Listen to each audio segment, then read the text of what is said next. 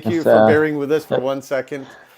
Unfortunately, technology isn't foolproof sometimes. And as coaches, we always have to be adaptable. So we'll try it again. Goalkeepers, welcome, right? Christian from Keeperstop.com. Great guest today, Dr. John Cohn, co-founder of Fit for 90, a goalkeeping coaching friend of mine for a long time. Happy to have him on because everything that he does and embodies is at the forefront of goalkeeper and team training right now. John, say hello. Hello, thanks for having me on. I appreciate it. Look forward to the conversation. John's exceptionally busy, so we appreciate him taking out some time right now because this is the beginning of season. So just give a little background about John and Fit for 90. So John has an extensive background in sports science. He's a coach, he's an educator, and this gives him a unique ability to bridge the worlds of science and sport. So John also holds the USSF A license and is a certified strength and conditioning coach. And he's the only American holder for the esteemed FA Fitness Training Award. That's in 2004.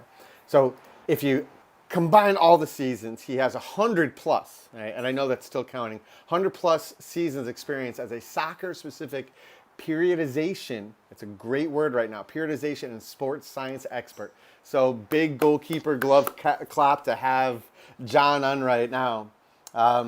If you guys want to look at his website, it's Fit for 90. It's FITFOR 90.com. John, we're going to get right into it. Why do you love goalkeeping? I mean, why do any of us love goalkeeping? I mean, I think, it's funny when you think back, kind of where you started in goalkeeping. I was 5, 6 years old. Kid across the street was 4 years older than me. I remember moving in the neighborhood, really hadn't been introduced to soccer yet. Put me between two posts in the fence and basically just started smashing balls at me. And I thought it was the funnest thing in the world, and he was actually kind enough to actually teach me a little bit in terms of rudimentary things like, diving on my side instead of my stomach. And I look back at it and I'm like, you show up at your first day of like organized sport the next, 2-3 months later and you're like, nobody wants to be a goalkeeper, right? And I was like, I'm all in, and back then it's, this was a long time ago. I mean, you could pick up the ball and put it back down and pick it back up again back then, right? It's obviously, things have changed, but, that was really my first experience.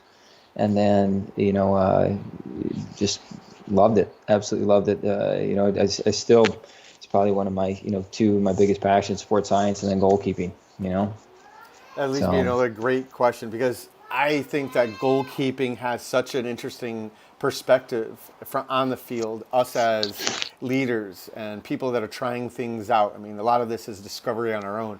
So how do you feel your background as a goalkeeper has helped you to launch your second passion, which is, sports science and fitness and basically, Fit for 90. So how did goalkeeping help you that? Yeah, I mean, it's an interesting question because I think, I took a circuitous pathway and I was really fortunate enough to be in team environments, college environments where I was able to get an education along the way. But probably the biggest pivotal moment for me, there's a couple of them, was the first one when I moved to Kansas City from UNC, where I worked with the men's team. Moved to Kansas City. I really wanted to fulfill two roles, and this was obviously in the younger days of MLS, where I first saw myself as a goalkeeping specialist and a sports science specialist. At that point, I had a master's degree in sports science. I had an extensive background in goalkeeping from the youth to the college game and so forth. So that was really where I wanted to go. So really being able to pursue those two passions in the same environment was my objective, right? And then you kind of get to the point where goalkeeping coaching, especially the number of balls you end up dealing with a day, and still actually jumping in goal quite a bit myself at that age, which was in hindsight pretty stupid. You start getting pretty beat up, and I just found myself being a little bit more passionate or seeing a better career for myself in the sports science avenue. So that was really one of the things. There's multiple other things, but that was one of the considerations in leaving essentially the professional environment as an assistant coach to go do a PhD, which I had friends tell me I was, the quotes of, are you out of your mind? Like, what are you doing? But leaving that professional environment to do a PhD full time, I think was, an interesting decision for a lot of people. For me, it was, one driven by passion. I had actually, Ziggy Schmidt asked me, it's been a while now, it's probably like 2010 or so, he asked me, like, well, has it been worth it? And I was basically finishing up my PhD, and I told him, I don't know, Ziggy, can I tell you in 10 years? You know, and so I would definitely answer at this point. You know, it's definitely been worth it.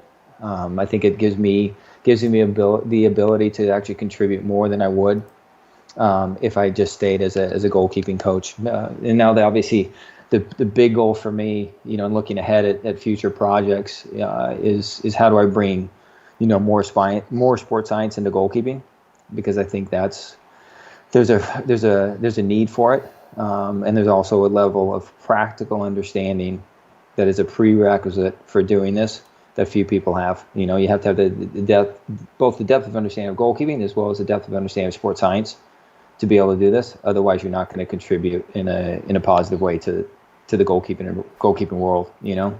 100% agree. I mean, I was a college coach, high school coach, whatever. You know, I mean, people make it up as they go along, from field player to goalkeeping training, and that's when you see injuries, whether it be groins or burnout, what have you, which we'll get to later. But you know, love what you do. Can't get enough of the presentation. So with that, you know, tell the goalkeeper and coaching community a little bit more about Fit for 90. Who are your clients? What does it offer? Tell us more. So we've been kind of running, you know, Fit for 90, which actually started off as a kind of an original consulting company I was running on my own. It's classic transition, kind of bridging between consulting and software and going back and forth between kind of those two business models. Our teams right now, I mean, we have, you know, the entire NWSL, for instance, using our monitoring system, which is just basically a subjective monitoring system in terms of wellness, readiness for the individual day, as well as training loads, and so forth. But you know, interestingly, you know, our first client are beta testers with the women's national team leading into the World Cup in Canada. So it's several years ago now, but obviously a good beta testing group to see if we're getting it right, you know. But that was really the first software piece that we developed out and is in widespread usage. I think we have about 400, 500 teams at least now using that. On the consulting side, you know, we're a little bit college heavy. We do have some prior academy teams, youth teams, and so forth that we work with, but a little bit college heavy. You know, our best teams, you know, in the Final Four teams, you know, Duke University, Wake Forest on the men's side. You know, it's just the gamut's. It's all over the place. I can't even name all. Michigan State. I'm just thinking of the teams I'm communicating with right now. NC State. You know, we've had University of Virginia, Oregon State in the last couple of years. So it just kind of goes all over the place in terms of the teams that we've consulted with and worked with. And then, you know, NWSL, you know, Chicago, been with us for several years now. USL teams, the consulting level, the periodization level, we've only lacked having teams at the MLS level, you know, which everybody hires. You know, they need to have an in-person staff to do this, you know. Otherwise, yeah, it's an interesting thing, because the one thing I'll say about the consulting that I think is the most interesting thing for me, otherwise I'd be bored out of my mind doing it, is the fact that we've always had teams at such a wide spectrum, from an age perspective, the youth teams, college teams, pro teams, but then also in working in all the different environments from across the entire country, where there's always a different problem. You know, so for instance, on any given week, I'll solve the number of problems and the diversity of problems that I'd maybe solve in a month working with one professional team. You know, and so over the course of a month, you've dealt with all these different questions, and everybody has a different game model. Everybody looks at things a little differently. That's probably been, you know, personally, that's been the biggest gain I've gotten out of Fit for 90, is solely the need to solve so many problems. It's really been a catalyst in my own development, to essentially develop a more holistic method, to be able to do that. And that's the fun part. I mean, it's, you know, it's just conversations like this that, you know, you and I are just kind of on here, you know, talking, and this is what I do all day, you know, which is pretty enjoyable, you know. That's great. You know, the reason why I wanted to have you on is I just can't get enough of your presentations and on-field work. I'm a bit of a goalkeeper geek, as you know, and, you know, I mean that affectionately. You know, our relationship blossomed at the International Goalkeeper Coaches Conference that was started by Phil Wedden. It's a great reference for goalkeeper coaches. But, you know, I just know how people hang on your every word and your models and whatever else. So I think it's important for coaches and players alike to understand some key phrases, you know, periodization and other big words out there that are being thrown around but not utilized appropriately. So I guess here's a good question for you. is that, as I said before, I can't get enough, right? But with that, in coaching, we see youth, and this could be goalkeepers and team coaching, but we see youth, high school, and college level coaching being more fitness based. And the perception in the US is the more fit the athlete is, the better the player is. Do you agree? Yeah, I think it's well. First, the yeah is essentially understanding your conversation. It's not an agreement that fitness makes a better player, because ultimately, I think the way we have to look at fitness contributing to the player's performance is, in essence, increasing their resistance and resilience to fatigue.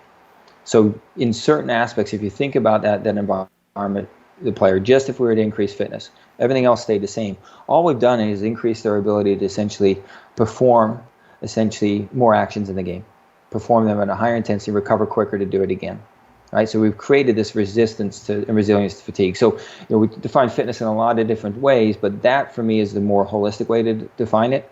Now, when we create resistance and resilience to fatigue, we're not just talking about physical fatigue. We're also talking about the cognitive fatigue. So the number of decisions I make, how long I can stay focused. This is where it comes into the goalkeeping realm more than anything, because ultimately, it's highly unlikely that the goalkeeper is going to really experience physiological fatigue in the game, but they will experience cognitive fatigue. And so there's this little bit of a misconception that, we can just increase fitness and the player's performance will increase, but you have to do both side by side if we're going to get anywhere. And so it's a little bit, for me, there is a piece where, if I just solely increase my fitness level, right, I'd be able to play harder in the game per se, play at a faster intensity, perform more actions, and so forth. But the reality of that is, if those actions aren't good as well, I'm still not a good player. Does that make sense? Oh, it makes tremendous sense. I mean, if the decisions aren't good, so no, I mean, I'd say overall, I would disagree with such an isolated statement about how fitness contributes to the game, and that's one of the biggest challenges we deal with right now. Is not right now, but just over time, is that we try and isolate single attributes of the game, single attributes of the individual that contribute to performance of the game, and then develop those in isolation and silos, so to speak. And the reality of that is, and this is speaking to the coach as well as the individual player, is by doing that, we're essentially underdeveloping the players that we have next to us and the player that you're working with. And I think that's one of the biggest challenges, in particular if we go to goalkeeping, where we're so technically driven. Performance is so tightly linked to the technical aspects of the goalkeeper, biomechanical efficiency, and so forth. This is one of the things we have to start to talk about more specifically. How do we develop better decision making? How do we create a more holistic environment in terms of goalkeeping development? And that's one of the things that is always a challenge in the goalkeeping world, because ultimately, to put the goalkeeper environment where they're making a large number of decisions and so forth, we're stretching ourselves as goalkeeping coaches to become more integrated within the team environment, right? And I think that's one of the foremost things that we're talking about when we talk about taking a more holistic approach in terms of goalkeeping. The game is the best teacher. We had a conversation with Franz Hook recently, and I mean, that's what he said. One of the bigger differences, I'm sure there's other differences as well, but as quick as possible, he gets his goalkeepers integrated into the team environment as quickly as possible to reflect the requirements and expectations of the game. Yeah, and I think you see it over time with the goalkeepers you work with. I mean, I think I reflect back on the different environments I've been in. Probably one of the most enjoyable environments from a goalkeeper coach's perspective was when I was actually at North Carolina with the men's team, and exactly what probably Franz was alluding to is basically, minimal time with the goalkeepers, 15, 20 minutes, just to really warm them up, get them engaged, really prime the system in terms of creating the actions and introducing them to what we're going to be doing in the training session in an isolated environment, a goalkeeping specific environment per se. And then it was all the small sided games, and the number of decisions that the individuals made from a goalkeeping perspective, it was phenomenal. And you could just see, and I had good U20 level, U20 national team level goalkeepers, and you could see them just the number of decisions by the end of the seasons, the improvement was massive. And that's an environment where we're playing too many games. So actually the training isn't as conducive as it could be for player development. So it brings to a great topic, periodization. It's a hot topic for many coaches. Talk to us about the basics of periodization. I understand you can write a book on it, what it is and why it is important. I think the first thing is it's become a little bit of a buzzword. So I think the recognizing that, what it actually is, and that it's not this thing that's theoretical, and all it is essentially planning. That's all it is. But it's planning in a structured way to essentially manage two things, right? One is the additive effect of time. That's probably the simplest way to look at it. And what I mean by that is when you think about the individual exercises you're running, those all exist within a training session. That training session exists within a week. Those weeks exist within a month, a cycle, however you want to talk about it, right? And then obviously those months make up the season. Those cycles make up the season per se. Those seasons make up the year. The years make up the life of the player and so forth. So that's kind of the additive effect. Now, the thing we don't talk about in this is the fact that when you talk about, say, an individual exercise, that also is interconnected to when you actually do it in the training session. Is it the first exercise? Is it the second exercise? Is it the third? So how are these exercises interconnected in terms of the player's development within that single training session, right? If you want to go to the opposite end and look at this in reference to the individual exercise in relationship to the developmental stage of the goalkeeper, that's the biggest layer that we can talk about. So it's not just that time's additive, it's also the fact that time's interconnected. And so you're not going to do the same exercise you would do with a professional goalkeeper that you will do with a U12 goalkeeper, right? That's the general underlying principle when we talk about the interconnectedness of time, right? And we talk about it in relation to the training exercise and the developmental stage. But the fact is, all it is the organization of how you're going to do things. How are you going to plan it? How are you going to manage over time? And ensuring that you're optimizing all the variables to increase players' performance as well as their development. And in turn, when we talk about performance and development, we're obviously talking about injury resistance. Because you do the wrong thing at the wrong time, there's going to be exposure to injury risk, whether that's doing too much, doing too little, doing the wrong thing, the wrong type of work at the wrong time, is a big layer that we don't ever really talk about, we gloss over. So, I know that's a little bit of a tangent potentially in terms of what you were looking for in terms of me talking about periodization, but I think it's important for people to understand that how they actually are thinking through their training sessions and how they relate to the larger process of development needs to be a consideration as we move forward as coaches. It's no longer just going out and trying to solve an individual problem that the goalkeeper may have, or going out and just running a simple training session. Because by doing that, we're underdeveloping our goalkeepers. And I think if you look at where we've been in terms of goalkeepers in this country, I think we've developed some pretty damn good goalkeepers. And that's, in essence, if we're going to continue to keep up with the world, we need to really push the envelope in making sure that we're innovative and up to date with our approach. I think more than innovative, make sure that we're doing the right things for the individual. I love what you speak about, like developing a holistic goalkeeper, right? It's something that I hold true. I'm not a fitness goalkeeper coach per se, which is picks things up, put them dive 15 times in a row. I don't think that helps goalkeepers. That's a component of fitness. Can you speak to the goalkeeping community a little bit about developing that holistic goalkeeper? Yeah, I think the easiest way to frame the concept of holism in the soccer environment is to connect it to the game. So when you think about the goalkeeper's action in the game and what they're going to actually do in the game, is to actually think about your training environment, think about how you're developing that goalkeeper, and how can you create the more comprehensive link to what they're actually experiencing and going to be asked to do in the game environment. And that's probably the simplest lens to look at a holistic approach. Because when you talk about holism, like it ends up being, it is very complex, right? It ends up being like a Zen type of high level.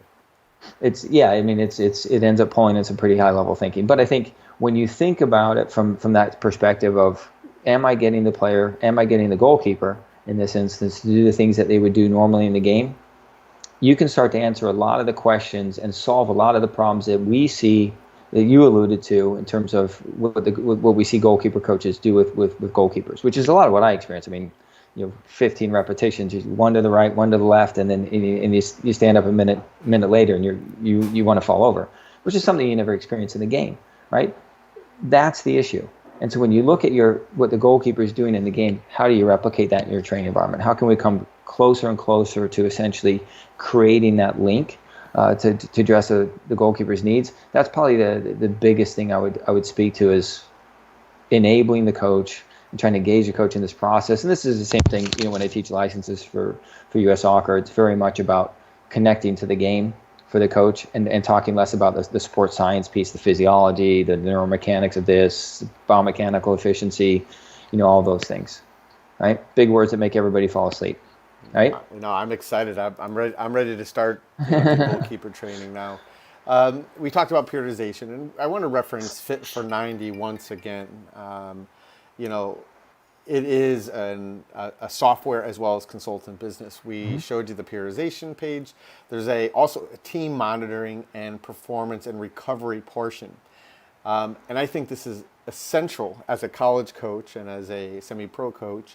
I think that this is essential because, you alluded to it before. I mean, you work with some exceptional college teams, women's programs, and men's programs. And it seems that those programs that buy into and utilize, teaching such as yours, have better performance over a longer period of time. So tell us, why is team monitoring as well as performance and recovery from Fit for 90, why is it so important? And is it just for the pros?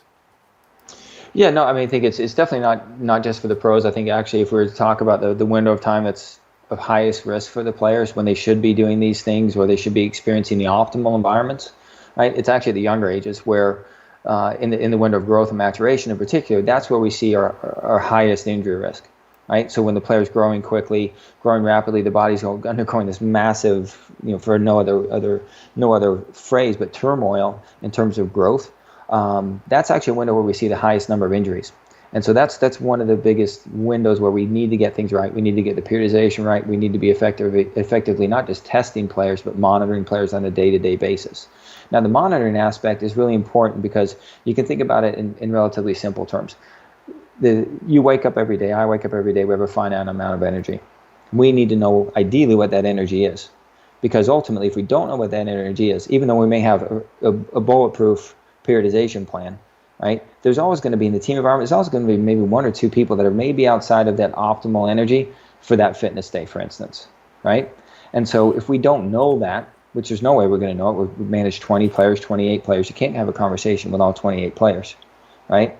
The idea is that the system would vet those players and highlight, literally in the system, red, orange, yellow, or green, highlight the player, for instance, in red, that we need to go to and have a conversation with today to find out, well, sleep is the primary driver and you're still a little bit sore. So you're at 70 and ideally we want you at 85 today. How are we going to adjust your training plan? And so it fits multiple things. One is the identification process, the vetting process within the team. But then more than that, it's about leading the player. Because a lot of times, especially the college environments, youth environments, the player's lack of sleep relates to any different thing, right? Poor study habits. Staying up late for social media is a classic one.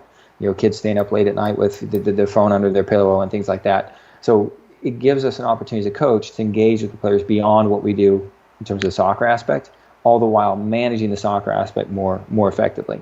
And so that's where it kind of bridges from the professional to the youth level. I think we think of the professional environment always being the most difficult. I think it's certainly the most performance-oriented, the most competitive and so forth. But when we talk about managing environments that are of the greatest challenge, it's really occurring when the players are changing their most, and that's in this window of time that I was just speaking about, adolescence essentially. So, I think those are big layers from just the periodization, the monitoring, kind of the link, and that's the cornerstone of the periodization is, you only have so much energy. How are you going to manage the energy? Where's the work going to come from? So what type of work are we going to do? And then what's the progression of the session, right? And then obviously, connect on the back end with Fit for 90 is how hard was the session, right? So that's really the piece that we haven't talked about yet, would be essentially making sure that I hit the mark, right? So we know that, the more consistent I am with my training, the higher my ability as a coach is to hit the mark in terms of the overall training demand, right? The more effective I am in terms of implementing that periodization plan. So I think that's a big piece in terms of connecting the periodization, the monitoring. The monitoring is not meant to, kind of stand alone as a piece done by the coach. It should be connected to that periodization plan. So the first thing, you get a good periodization plan in place. That's your 95% gain, right? That's the biggest thing you can do as a coach, right? You add in subjective monitoring, that gets you 4% more, right? So now you're 99%.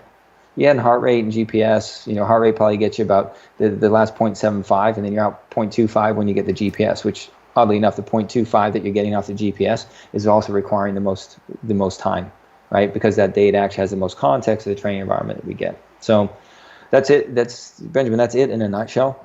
That's periodization and monitoring all rolled into We're done. one. Thanks for coming. No, I mean, I love hearing about it because again, I just think that we need to learn more. And you make it simple with the apps. This is not a Fit for 90 commercial, but I would highly suggest youth coaches, team coaches, high school coaches, utilize the apps to stay connected to your team, develop your sessions. The result, and again, not a commercial, but from my own experience, what you're going to get is just a healthier athlete, less injuries, mentally more tuned in because all of the factors that develop that player and help with performance are essentially accounted for. Maybe there's a few variables here and there. So that's why I love it.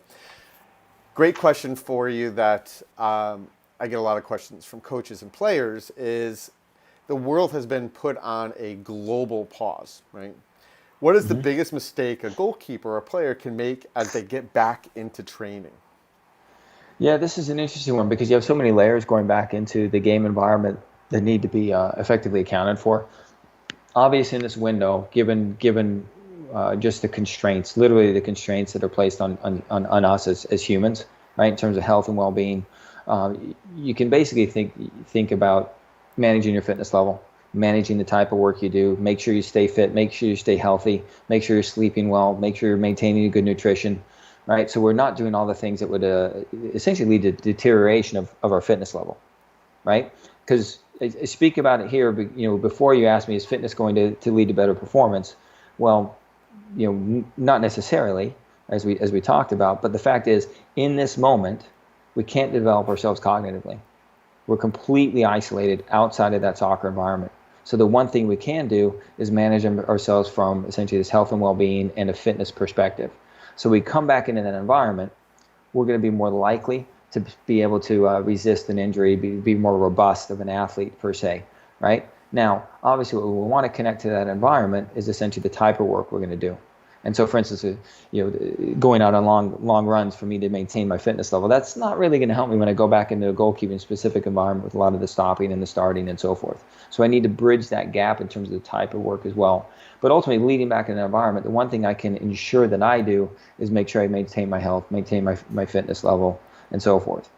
Interestingly, from a goalkeeper perspective, depending on your home environment, depending on your essentially the size of your quarantine group. I say that because we're all end up with neighbors and so forth where they end up like ours, for instance, we've basically been quarantined with them since March, with minimal contact outside of our world, right?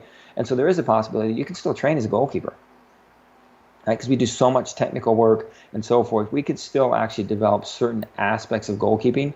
Now the issue is always when you plug those back into the game environment, you plug them back into the decision-making environment, it's always going to be incomplete.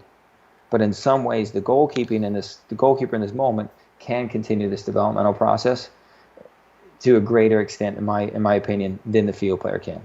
And I say that knowing full well the cognitive aspects of decision making and so forth are largely non-existent in this moment because we can't train with a team.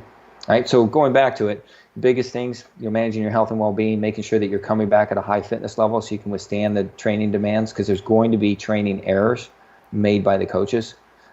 Because of this window when we return. So essentially we're talking about a preseason window, right? We've had an extended period of time off. We're coming back into preseason.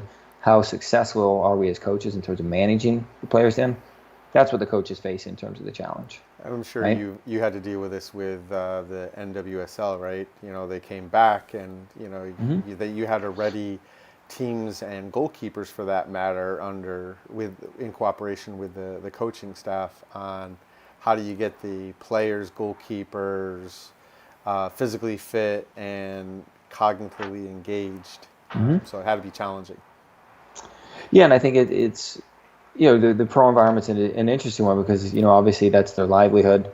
There's a little bit of higher level of understanding of the seriousness of the situation for them from a health and a performance perspective, and so those conversations are in some ways a little bit easier to have, but similar to even the youth athlete, a lot of the kids, a lot of the players in that environment, they were training in, I was talking to one player and they're running up and down a parking deck, try and stay fit. And that's the reality of a lot of our players. One of my teams had a college player that was living in, he was a Japanese kid, and it was goalkeeping conversation. We're talking about, well, how big of a space does he have to train in? Well, he can't go to the park. Well, it's basically 4 yards by 4 yards. I said, well, perfect. How are his hands? Like, what do you mean? I said, that's pretty much a goalkeeper space. Let's convert him to a goalkeeper, which obviously is a forward, leads to a lot of laughs on the coaching part. But it's an impossible question at some point. How do you take a player that has this much space and you increase their soccer specific fitness? It's just, you can't. At some point you're like, so it's really been an interesting window of time. But I do think from a goalkeeping perspective, we're in a unique position to not take advantage of it, but survive it potentially better than others, because this is really, overall, you think about any individual, and I have friends that are doing their PhDs that have had their entire data collection process paused for months now. But that's a PhD level person. What's going on with the youth? The youth athlete, even just in terms of school, it's unbelievable. So this is a really interesting and challenging environment. But going back to fundamental, if I talk to the coach about when the goalkeeper comes back, when the field players come back in, work in that team environment, we have to be somewhat cautious of introducing too high demand, too high intensity work early on, so that the players have the ability to transition more safely back into that environment. That's a fundamental piece. Yeah, we covered a lot in that one. What I've told my goalkeepers during this time period is exactly what you said. You can work on aerobic fitness if that's what you can do in isolation, longer, obviously, runs. But what's most important is that anaerobic. It's starting and stopping over short distances, 6, 12, 18. How fast can you recover? But again, going back to that holistic goalkeeping conversation, that's one component. They can also work on distribution. They can strike the ball with their left foot and their right foot. And I just think, unfortunately, the way that goalkeeper coaches and goalkeepers, it's really explosive. It's really big movements. It's, they just want to feel like I'm gutted. I'm just so tired. So yeah, it's definitely a difficult time period for those coaches and goalkeepers, and we have to be creative. But Fit for 9 is a great reference. Any other great references you think that obviously your apps are team monitoring, performance and recovery, periodization. Is there other things that that you feel are great references for goalkeepers and coaches? I think it's an interesting one from a goalkeeping perspective, because I don't know of much literature out there that's really, really hitting the mark in terms of creating this pathway towards a more holistic approach. Obviously, from a general perspective, soccer perspective, we have a ton of content online, mainly through our coaching education courses and Fit for 90. So obviously giving those a plug, but those have been pretty diligently developed to address all the different layers in the player experience. But I don't really have anything that I lean on in terms of books per se or content per se. And I think it's always interesting. There's so much information available online that it's tough at some point to tease through everything and identify what's useful and what's not useful. I think it's also and that's to the obviously detriment of a the big thing. goalkeeper. It's problematic because right now, I mean, if you go on Instagram, YouTube, it's everything is big, sexy, explosive, bicycles on fire, alligators, what have you, and that's not goalkeeper training. I mean, one of the best sessions that I watched you do recently was a distribution session. I did it recently with my goalkeepers, physically distanced, of course, but it's sprinting out and making decisions on whether to claim a ball, scoop it up, breakaway save, versus clearing a ball to a target, whether it's possession or not, and having proper recovery within that 18, 25-yard sprint, whatever. That stuff is neglected. It's underutilized because it's not necessarily exciting. But I did that, and out of 10 repetitions, and it wasn't 10 goalkeepers doing that same repetition, but a group of goalkeepers, 3 or 4, 1 in 10 hit the mark over 40 yards. They couldn't accelerate and decelerate under control and find that target. We're talking high school goalkeepers. Right. But these are the things that we're talking about that I'm sure you cover and are a part of. So. Yeah, I mean, actually, I think I know the session you're talking about, and you reflect back on the pace of that session. You know, it was at Phil's conference. The pace of the session was such where the goalkeepers, were somewhat shocked at how much recovery time I gave them, which was actually that was the proper amount of physical recovery required after a maximum intensity speed sprint, basically a sprint over those specific durations that we did, right? And that's one of the things I think, you were in the group with, all the coaches and so forth as I ran the session. I'm sure that was a common thing where I would never do this. I mean, look how long he's letting him stand there, right? And that's a big piece of, if at some point, if you really want to develop speed, for instance, that's the type of thing. If I want to develop that physical characteristic, right, I have to give the players maximum recovery, which creates a slow environment. Right, and so that's one layer. Obviously we're talking in isolation here, but it also links to what the game requires, right?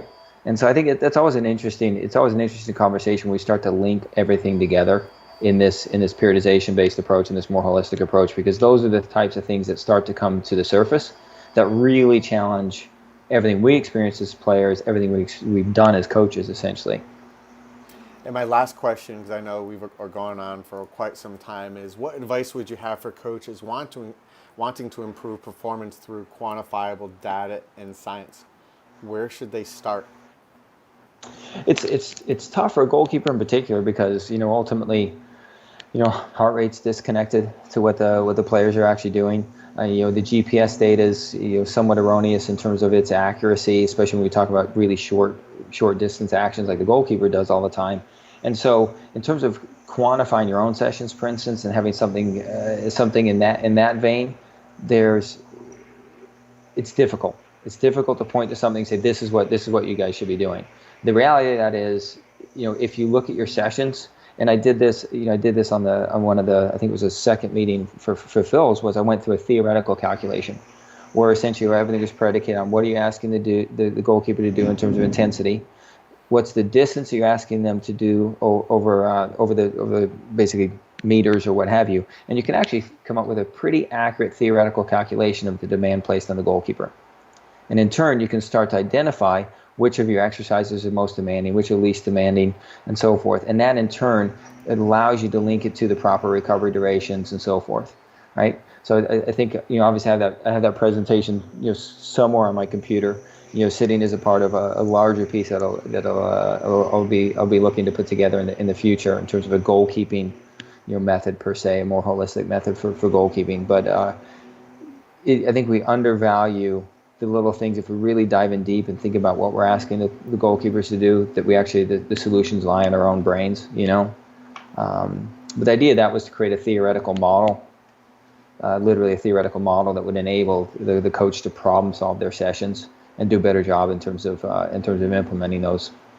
When you're ready, we'd love to share it. We get a ton of questions on it, and I feel like that I'm like one of your interns or associates that I try to, what I glean from you, I try to communicate others, and I refer people to your teachings and apps all the time. So goalkeepers, thank you for tuning in. Sorry about a few technical glitches early on. We have to always, as coaches, be a bit adaptable. Technology, unfortunately, is not foolproof, but this has been a great conversation. And for more information about Dr. John Cohen and team monitoring, performance and recovery, periodization training, make sure you visit the home of science-driven technology that improves your game, fit490.com. Anything that parting words that you want to communicate to coaches and players before you send us away for, our weekends? No, I think just looking forward to everybody getting back on the field. I think everybody just good luck with that. And just be intelligent with what we do, how we act. And look forward to hopefully contributing more to the goalkeeping world in the not too distant future as I work forward. Love So what thanks, you do, thanks John. Benjamin, for having me on. Yeah, I love what you do, John. Thank you very much. And again, if you have any questions, visit www.fitfor90.com. You have contact information for John. Definitely would suggest signing up for the apps to help guide your development and your team's development. So, John, thank you very much. Good luck with everything. Stay healthy. Thanks. You too. Take care. See you, Benjamin.